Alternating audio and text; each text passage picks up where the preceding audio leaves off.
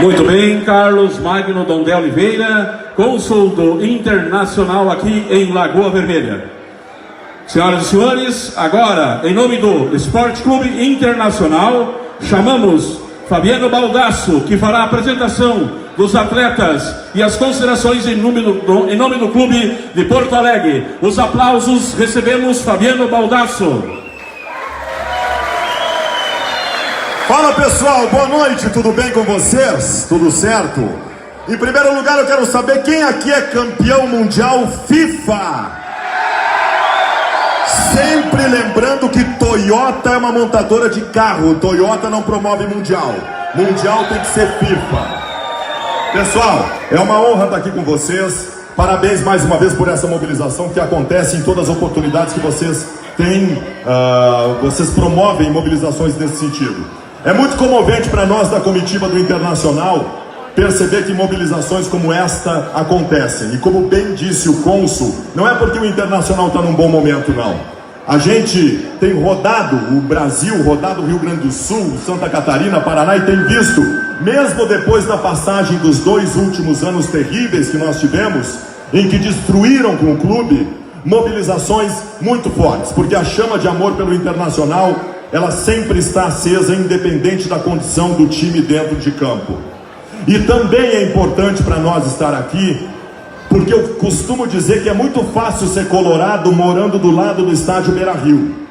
Então o Internacional tem a obrigação de prestigiar os colorados que moram longe. Vocês que são sócios, vocês que armam excursões, vocês que vão a Porto Alegre e que mantêm tudo isso tão forte de amor pelo clube mesmo morando tão longe. Então parabéns a todos vocês por isso. O Internacional passou, como eu disse, por momentos muito difíceis. Hoje nós temos a condição aqui, depois do tropeço do São Paulo ontem, de cogitar a possibilidade de ser líder de novo no Campeonato Brasileiro, numa recuperação fantástica do clube depois de tudo. Mesmo que dissessem, especialmente da imprensa azul, que nós brigaríamos nesse Campeonato Brasileiro para não cair. Daí o não cair que a gente ia lutar nesse Campeonato Brasileiro. Daí, em dezembro nós vamos estar comemorando o Tetra, calando a boca de todo mundo, porque essa é outra lição importante que nós tivemos. Porque quando nós estávamos por cima, esses dias eu vi um vídeo do Internacional comemorando o título mundial no Japão, em que simplesmente se celebrava o título. Nós nem lembrávamos que existia um rival. Eles, quando ganharam uma ou outra coisinha agora, a primeira coisa que eles fizeram é lembrar da gente, porque nós somos maiores do que eles. Por isso que eles lembram da gente. Só que nós aprendemos, nós não vamos mais ficar quietos em relação a tudo isso que existe no entorno e puxa sempre para o lado deles. Ninguém aqui fica mais quieto. Bom, eu vejo aqui crianças, jovens, adolescentes, adultos mais experientes.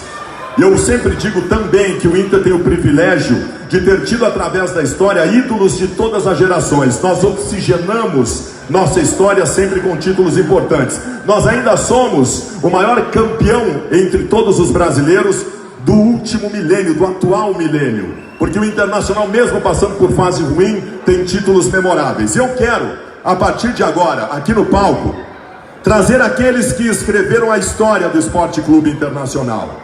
Trazer aqui no palco pessoas que passaram pelos campos com a camisa do Internacional, dignificaram a camisa do Inter e nos trouxeram alegrias importantes. Então, um a um, eu quero chamar aqui no palco essas figuras que vão receber os aplausos de vocês. E quero fazer de forma cronológica.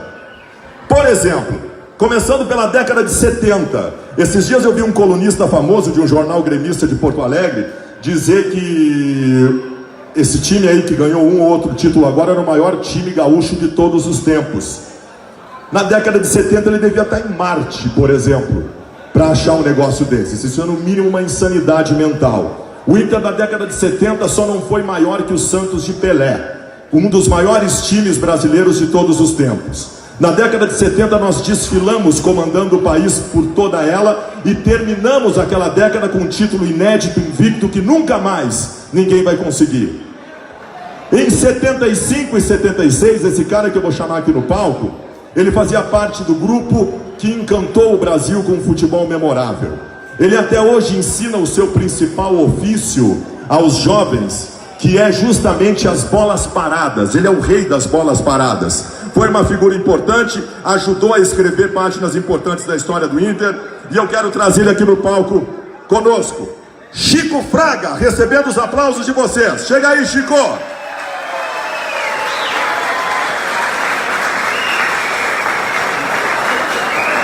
Chico Fraga, do grupo do Internacional, que foi campeão pan-americano também.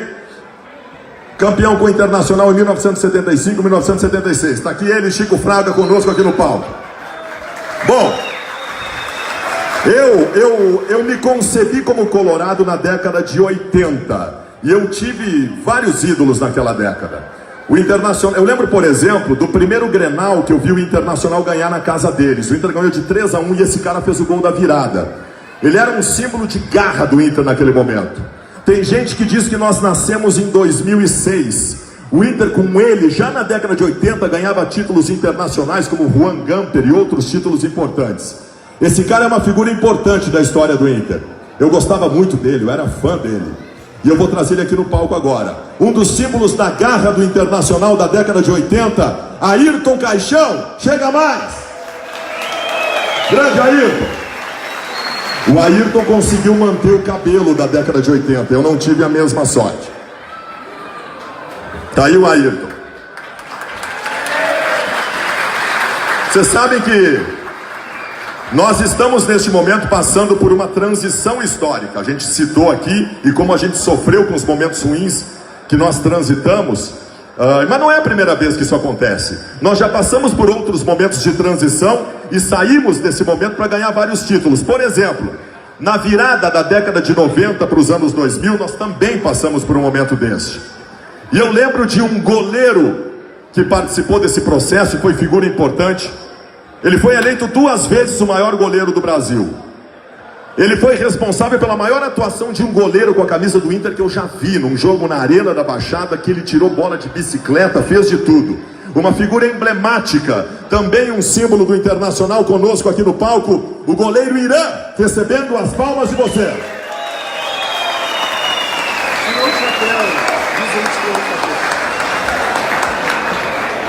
Bom, aí depois dessa transição, nós passamos a viver os principais momentos da nossa história. Quando nós ganhamos os principais títulos, todos os títulos possíveis. Nós ganhamos todos os títulos possíveis e imagináveis. Quase todos nós aqui vivemos este momento porque isso é recente. Isso não é história antiga, isso é história de pouco tempo atrás. Nós temos vários ídolos desses momentos. E são várias as figuras emblemáticas desses grandes títulos do Internacional. E algumas delas estão aqui. E eu vou trazer aqui no palco. Por exemplo, no jogo contra o Barcelona, o maior jogo da nossa história, o Deco do Barcelona, sabe-se lá por qual motivo, foi eleito o melhor jogador em campo. Um absurdo, porque aquela partida teve uma figura que se sobressaiu entre todas. O maior jogador daquele que foi o maior jogo da história do Inter. Ele bateu no peito, ele chamou a responsabilidade, ele cadenciou o jogo, ele segurou no final, quando todos nós achávamos que cada minuto demorava 1 hora. Ele levou a bola para o canto, 5, 6 jogadores do Barcelona em cima, ele protegeu a bola e ninguém tirava a bola dele. Ele deu o passe para o Gabiru fazer o maior gol da nossa história. Ele, sem dúvida nenhuma, é um dos maiores jogadores da história do Esporte Clube Internacional. Vai receber o aplauso de todos agora. O pequeno, dá metade da taça para ele, o pequeno gigante Yale. Yale! Yale!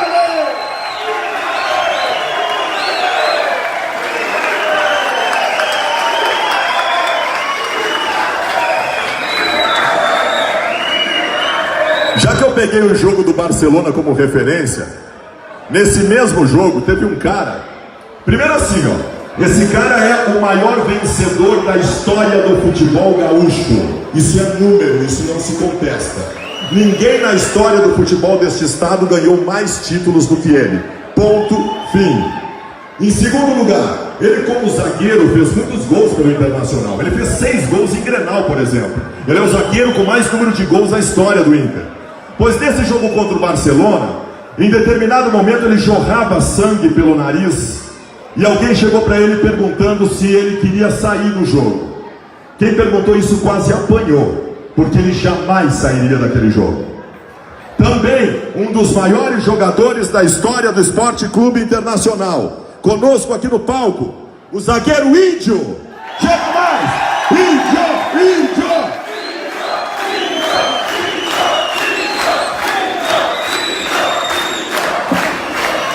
Só que é o seguinte, a gente tem que aqui esclarecer algumas coisas. Vem aqui, Índio.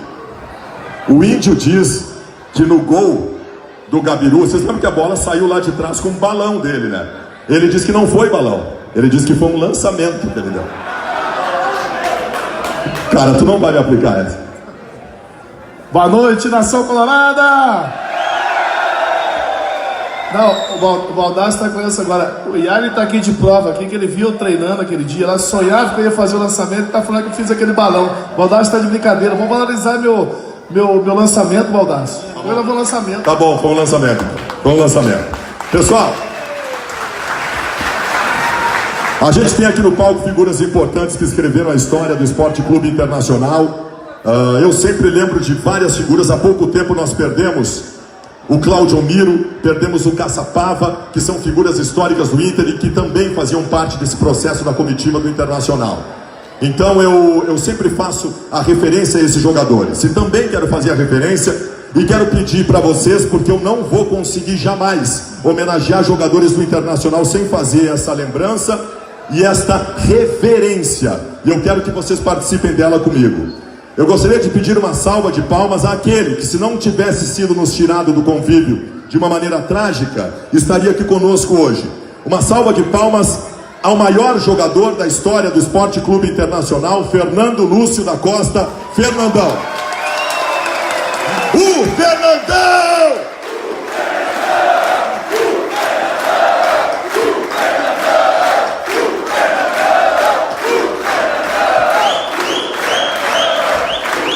Eu quero trazer aqui no palco também diretores do Esporte Clube Internacional, estes abnegados que organizam todo o processo e que respeitam demais os torcedores do Inter que estão por todos os cantos do país.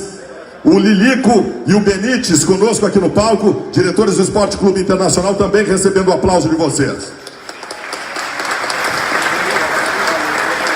Eu também quero trazer aqui, você sabe que neste ano essa figura que eu vou trazer aqui, essa figura do Internacional, ele desmaiou no campo, ele foi expulso num jogo do futebol feminino, ele teve a cabeça arrancada pelo Potker, o Jonathan Alves quase balançou o cérebro dele depois de um gol, ele chutou cadeira, ele fez de tudo, ele é completamente maluco. O mascote do Esporte Clube Internacional, o Saci Pistola, vem Saci! Você é completamente louco, completamente louco. Chega aí, Saci, chega mais. Olha aí, calma, Saci. Calma, Saci.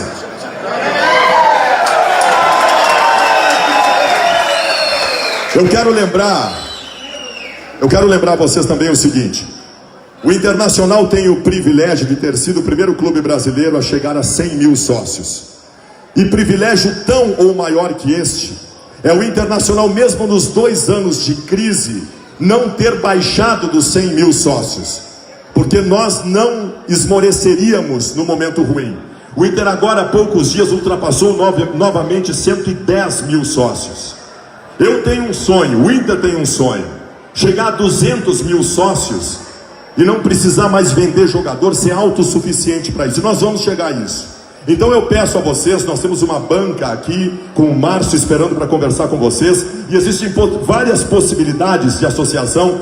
Quem puder, por favor, se associe ao Esporte Clube Internacional. O clube precisa de mais disso, precisa muito disso.